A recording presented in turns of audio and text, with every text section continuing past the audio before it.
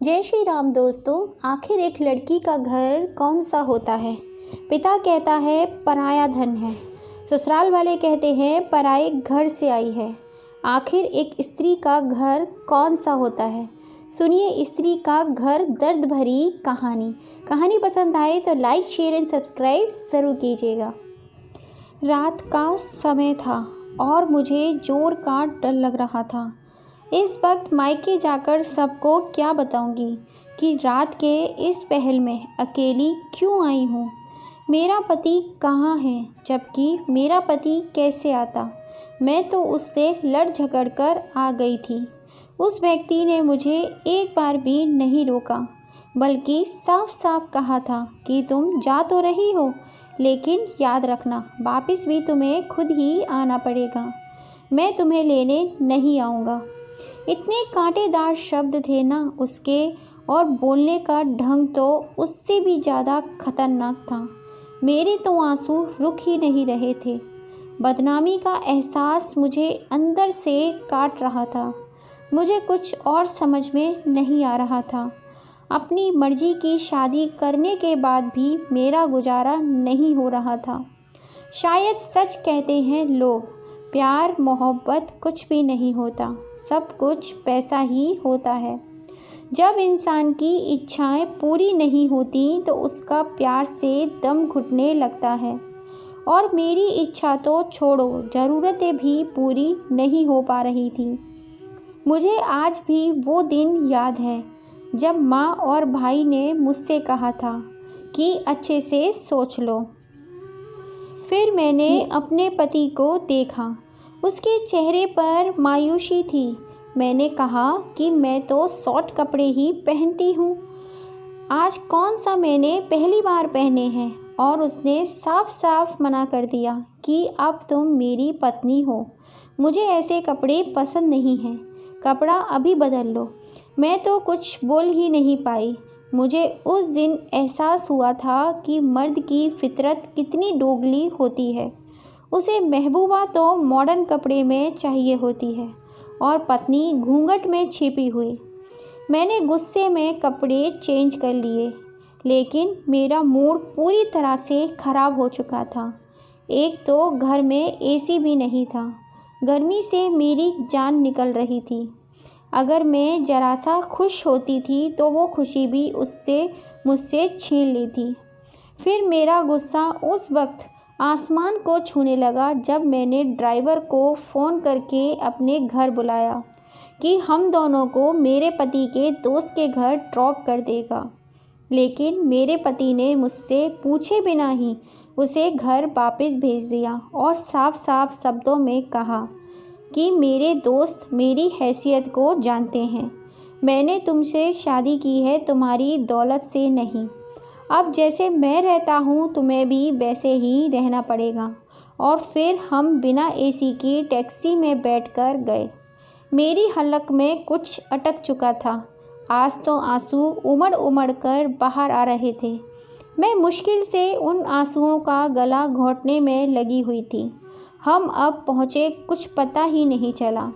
मेरे पति ने मुझे जैसे अपनी सपने से जगाया हो, और जैसे ही मैं टैक्सी से बाहर निकली मेरी आंखें फटी की फटी रह गईं। हम एक आलीशान बंगले के सामने खड़े थे। मुझे पता ही नहीं था कि मेरे पति का कोई दोस्त इतना अमीर भी था। मैंने हैरत से अपने पति की तरफ देखा, जो अब टैक्सी वाले को किराया दे रहा था। उसके बाद उसने दरवाजे पर बेल बजाई। मैंने फ़ौरन अपने हुलिये की तरफ देखा। सादा सी साड़ी में उस आलीशान घर में जाने के काबिल नहीं थी। अब मुझे गुस्सा आ रहा था कि मैंने वो कपड़े क्यों उतारे थे। और फिर गार्ड ने दरवाज़ा खोल दिया। उसने अच्छे से हमारा वेलकम किया और एक नौकर हमें लेकर अंदर आ गया। जितना बाहर से खूबसूरत था, अंदर से उतना ही दिलचस्प था। हर चीज़ में खूबसूरती झलक रही थी। मुझे फ़ौरन अपना मायका याद आ गया, जो मैं अपने प्यार के लिए छोड़ आई थी। मेरा दिल टूट गया था। और फिर मेरे पति का दोस्त बाहर आया। उसके साथ उसकी पत्नी भी थी। दोनों को देखकर मैं हैरान रह गई। वो दोनों एक दूसरे के संग इतनी खूबसूरत लग रहे थे। उस लड़की ने बहुत ही मॉडर्न कपड़े पहन रखे थे। दोनों ने फूल देकर हमारा वेलकम किया। मैं आज तक बड़ी बड़ी शादियों और पार्टियों में गई थी और लाखों लाखों के कपड़े पहनती थी, पर इस वक्त मैं बिल्कुल वैसी लग रही थी जैसे हमारे घर की नौकरानी। अंदर का माहौल इतना ठंडा था कि मुझे कुछ ही देर में ही ठंड लगने लगी। मैं तो उन सब चीज़ों की आदी थी। गर्मी तो मैंने कभी देखी ही नहीं थी। मेरा पति अपने दोस्त से हंस हंस कर बातें कर रहा था और उसकी पत्नी खाने पीने का इंतज़ाम देखने में चली गई। मेरे पति के दोस्त ने कहा कि भाभी आप बहुत अच्छी लग रही हैं। उसने आँखों में आँख डालकर कहा, अभी भी मोहब्बत करने वाली औरतें दुनिया में मौजूद हैं, वरना आजकल तो औरतें पैसे पर मरती हैं। उसकी बात से मुझे कुछ हुआ था। मैं चुपचाप बैठी रह गई। एक खुशगवार माहौल में हमने खाना खाया। मेरे पति का दोस्त थोड़ी थोड़ी देर बाद उससे बातें कर रहा था। वो कह रहा था कि मैं इतने दिनों से आप लोगों की दावत करना चाहता था, लेकिन आपके पति के पास तो टाइम ही नहीं था। और फिर मैंने अपने पति की तरफ देखा जो खामोशी से खाना खा रहे थे। मुझे महसूस हुआ कि जैसे वे जानबूझकर मुझे यहाँ नहीं लाना चाहता था। मेरे पति के दोस्त की पत्नी बिल्कुल किसी रॉबोट की तरह लग रही थी। वो दिखने पर बस मुस्कुरा रही थी, कुछ बोल ही नहीं रही थी। तकरीबन 3 घंटे हम वहाँ पर रहे। मेरा वहाँ से उठने का तो दिल ही नहीं चाह रहा था, लेकिन वापस तो आना ही था। हम लोग वापस आ गए। मेरे पति के दोस्त और उसकी पत्नी ने मुझे गिफ्ट दिया था। वापस आकर मुझे उस छोटे से घर में अजीब सा एहसास हुआ। मेरा दम घुटने लगा था। दिल कर रहा था कि वापस उधर ही चली जाऊं, लेकिन अब तो मुझे यहीं रहना था। मेरे पति खामोशी से कपड़े बदलने चले गए। गर्मी इतनी थी कि कुछ ही देर में मुझे पसीना आने लगा। यहाँ एसी तो क्या, कूलर भी नहीं था। मुझे अब अपने पति पर गुस्सा आ रहा था। उसने वो सब कुछ लेने से मना कर दिया था जो मेरे घर वालों ने दिया था। एक घर और एक गाड़ी लेकर दी थी, पर मेरे पति का आत्मसम्मान जाग गया और उन्होंने वो सब लेने से मना कर दिया। मैं यहाँ जल रही थी। कुछ देर बाद मैंने भी चेंज कर लिया और जब मैंने गिफ्ट खोलकर देखा तो मेरी आंखें चुंधी आ गईं। उसमें एक खूबसूरत सा डायमंड का सेट था। मैं अभी उसकी खूबसूरती में गुम थी। मेरे पति ने वो सेट मेरे हाथ से छीन लिया और कहा कि इतना महंगा गिफ्ट हम नहीं ले सकते, कल मैं उसे वापस कर दूंगा। मैंने हैरत से अपने पति को देखा। उसके चेहरे पर गुस्सा था। मैंने सेट को ही फेंक दिया और सोने के लिए लेट गई, लेकिन गर्मी इतनी थी कि सोया नहीं गया, जबकि मेरा पति थोड़ी ही देर बाद ही सो गया था। उसे आदत थी ऐसे रहने की, जबकि मुझे नहीं थी। और फिर हमारे झगड़े बढ़ते गए। मुझे महसूस हुआ था कि मेरा पति बड़ा अजीब और सनकी सा था। उसने मुझे जॉब करने से भी मना कर दिया, हालांकि मुझे बहुत ही अच्छी जॉब ऑफ़र हुई थी। मैंने अपने पति से कहा कि हम दोनों मिलकर जॉब करते हैं और दोनों मिलकर अपना एक घर बनवाएंगे और वो सब चीज़ें जिनकी हमें ज़रूरत है। लेकिन मेरे पति ने कहा कि मैं तुम्हें जॉब की अनुमति नहीं दे सकता। अब मुझे लगने लगा था कि उसने जैसे मुझे घर में कैद कर लिया है। अब मैं पागल हो रही थी। मुझे छोटी छोटी ज़रूरतों के लिए पैसे चाहिए होते थे जो मेरे पति के पास नहीं थे। कभी बिजली नहीं होती थी तो कभी पानी बंद हो जाता था। 4 दिन में ही मेरी अकल ठिकाने आ गई। मोहब्बत का भूत मेरे सर से फ़ौरन उतर गया था। मैं तो अपने भाई से कुछ डिस्कस भी नहीं कर सकती थी। उसने पहले ही मुझे इस शादी से मना किया था और फिर उसी दिन मुझे माँ का फ़ोन आ गया। वो मुझे बता रही थी कि भाई और भाभी घूमने गए हुए हैं। मेरा दिल दुख रहा था। भाभी ने भाई को अपनी मुट्ठी में किया हुआ था।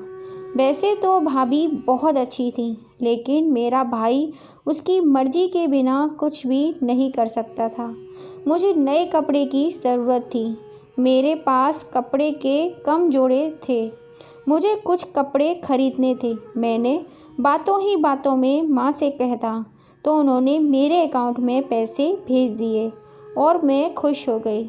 फिर मैं फ़ौरन शॉपिंग करने के लिए चली गई, लेकिन जब वापस आई तो मेरा पति घर पर आ चुका था। उसने गुस्से से पूछा, तुम मुझे बिना बताए कहाँ गई थी? मैंने साफ साफ कह दिया कि मैं शॉपिंग करने गई थी और मुझे डर भी लग रहा था। मेरे पति ने पैसों के बारे में पूछा तो मैंने कहा अपनी माँ से लिए हैं। इस पर उसने अपने जबड़े भींच लिए। मैं जानती थी कि उसे गुस्सा आएगा, लेकिन यह मेरे पैसे थे, उन पर मेरा भी हक था। वो घर से निकल गया। रात को आया तो उसके हाथ में कुछ कपड़े थे। उसने वो कपड़े मेरी तरफ फेंकते हुए कहा, ये लो और यह किसी गरीब और भिखारी को दे दो। मेरा दिमाग बिल्कुल ख़राब हो गया। मुझे अपने पति पर पागलपन का असर लग रहा था। मैं भी चुप ना रह सकी और मैंने कहा, तुम पागल हो गए हो क्या? अगर तुम्हारा बस चले तो तुम तो मुझे यहाँ सांस भी नहीं लेने दो। मेरा यहाँ दम घुटता है। मेरी माँ के पैसों पर मेरा भी हक है। वो भी गुस्से से बोला, तुम ही मुझसे शादी करना चाहती थी। मैंने तुमसे कुछ छुपाया नहीं था। और मैं रोने लगी। मैंने वो कपड़े उठाए जो मैं खरीद कर लाई थी। जब मैं कमरे से निकलने लगी तो मेरे पति ने पीछे से कहा कि जा तो रही हो, मगर आना भी खुद ही। और मैं पता नहीं कैसे अपने घर तक पहुंची थी। मैं आते ही अपनी माँ से लिपट कर रो पड़ी। उन्होंने पूछा कि क्या हुआ है, पर मैं कुछ नहीं कह सकी। मैं चुपचाप अपने कमरे में आ गई। मुझे अपने पति से नफ़रत महसूस हो रही थी। मेरी मोहब्बत जैसे मर गई थी। मैंने अपने कमरे में एसी के साथ मुझे बहुत अच्छी नींद आई। अगली सुबह भाभी ने मुझे आकर उठाया। वो मुझसे शिकवा कर रही थी, हम भी रात को ही आए हैं। मैंने भाभी से फ़ौरन पूछा, भाई आपसे इतनी मोहब्बत कैसे करते हैं? वो आपकी हर बात कैसे मानते हैं? यह सुनकर भाभी के चेहरे पर हल्की सी मुस्कुराहट आ गई। फिर उन्होंने कहा कि ये तो औरत के नसीब की बात है। किसी को सब कुछ मिल जाता है और किसी को कुछ मिलकर भी कुछ नहीं मिलता। मुझे उनकी बातों पर हैरत हुई। उन्होंने मुझे कहा कि अपने पति के साथ हमेशा वफादार रहो। बस यही एक रास्ता है जिससे पति का दिल जीता जा सकता है। और मैं सर झुकाए बैठी रही। किसी ने मुझसे कुछ नहीं पूछा। पूरी तरह हताश हो चुकी थी। जब मैं अपने मायके आई तब ना मेरे पति ने फ़ोन किया था ना मैंने। मैं यहाँ बहुत सुकून में थी। ससुराल के बारे में याद आते ही मेरी आत्मा कांप जाती थी। कभी कभी वो जालिम व्यक्ति भी याद आता था, क्योंकि मैं उससे मोहब्बत करती थी। और फिर पूरे 1 हफ्ते के बाद मुझे एक अनजान नंबर से फ़ोन आया। मैंने वो आवाज़ पहचान ली थी। ये मेरे पति का वही दोस्त था जिसके घर में दावत पर गई थी। वह फिर से घर बुला रहा था। कह रहा था कि उस दिन कुछ ज़रूरी बातें रह गई थीं और शायद उसे भी अब तक का पता चल चुका था कि मैं अपने घर आई हुई हूँ। मैंने बिना कुछ सोचे समझे हाँ कर दी और अगले दिन मैं बताए गए टाइम से पहले ही अपनी लंबी सी गाड़ी में बैठकर वहाँ पहुँच गई। अंदर खामोशी थी, कोई भी नहीं था। कोई है? मैंने पूछा और फिर मुझे एक आवाज़ सुनाई दी, दरवाज़ा खटखटाने की आवाज़। तभी मुझे एहसास हुआ कि आवाज़ किचन से साथ वाले कमरे से आ रही है। मैंने जाकर दरवाज़ा खोला, जो बाहर से बंद था। अंदर का मंजर देखने से मेरी आत्मा कांपने लगी। मेरे पति के दोस्त की पत्नी रस्सियों से बंधी हुई थी। वह बहुत जख्मी थी। मैंने फ़ौरन उसका मुंह खोला और फिर उसने कहा कि यहाँ से भाग जाओ, वह व्यक्ति जानवर है, तुम उसके जाल में मत आओ, सो भाग जाओ यहाँ से। और फिर उसने मुझे जो कुछ बताया वह बहुत ही भयानक था। वो अमीर आदमी है, दरअसल एक स्मगलर और साइको किलर था, और वो अपनी पत्नी को रोज़ रोज़ मारता था। पुलिस उसके पीछे पड़ी हुई थी। वहाँ से मैं अपने कमरे में जैसे ही पहुँची आकर बेहोश हो गई। मैं बुरी तरह से डर गई थी। मैं अपने भाई को बताना चाहती थी ताकि वो उस लड़की की मदद कर सके। तभी मुझे अचानक उनके कमरे से बाहर भाभी के रोने की आवाज़ आई। भाई भाभी पर चीख रहे थे। मुझे आज समझ में आ गया था कि सभी मर्द ऐसे ही होते हैं। मुझे अपना पति याद आया जो मुझसे मोहब्बत करता था, बस उसके पास पैसा नहीं था। मेरा दिल किया कि मैं यहाँ से भाग जाऊँ। शाम होते ही मेरा पति मुझे लेने आ गया, लेकिन मुझे उसी के साथ जाना था। वो मेरा रक्षक था। घर के बाहर निकली तो हैरान हो गई। बाहर एक चमचमाती गाड़ी थी। मेरे पति ने बताया कि ये गाड़ी उसे ऑफिस की तरफ से मिली है। उसने मुझसे माफ़ी मांगी और मैं तो रो ही पड़ी थी। मैंने उसे सब बता दिया। उसने मुझे गले लगाया और कहा, पागल, तुम तो बेवकूफ़ हो। फिर उसने मुझे बताया कि उसका दोस्त पकड़ा जा चुका था। उसका दोस्त नहीं था, बल्कि मेरे पति ने उसे जानबूझकर दोस्ती की थी ताकि उसके खिलाफ सबूत इकट्ठे कर सके। और मुझे आज ही पता चला था कि मेरा पति एक सीक्रेट एजेंट था। वो गरीब नहीं था, लेकिन अपने मिशन के लिए बना हुआ था। मिशन पूरा हो चुका था। मैंने फ़ौरन ही ऊपर वाले का धन्यवाद किया, जिसने मेरी आँखें खोल दी थीं और वक्त रहते मुझे बचा लिया। धन्यवाद दोस्तों। आपको आज की कहानी कैसी लगी? कहानी पसंद आई हो तो लाइक, शेयर एंड सब्सक्राइब ज़रूर कीजिएगा। रिश्ते से ज़्यादा पैसे बड़े नहीं होते, इसलिए पैसों से ज़्यादा रिश्ते को अहमियत दीजिएगा। पैसे बड़े नहीं, रिश्ता बहुत बड़ा होता है।